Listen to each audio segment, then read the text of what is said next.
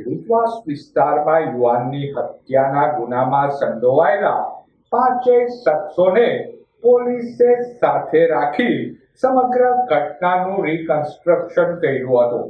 શહેરના ખેડૂતવાસ વિસ્તારમાં રહેતા વિશાલભાઈ વાજા ઉંમર વર્ષ 25 નામના યુવાનની સરાહ જાહેર હત્યા કરી નખાઈ હતી. હત્યાના ગુનામાં સંડોવાયેલા પાંચેય ઈસમોને પોલીસે ઘટના સ્થળે લઈ જઈ સમગ્ર ઘટનાનું રિકન્સ્ટ્રક્શન કરાયું હતું. હત્યામાં સંડોવાયેલા ઈસમોને ખેડૂતવાસ વિસ્તારમાં લઈ જવાતા સ્થાનિક રહીશોના ટોળા ઉમટ્યા હતા.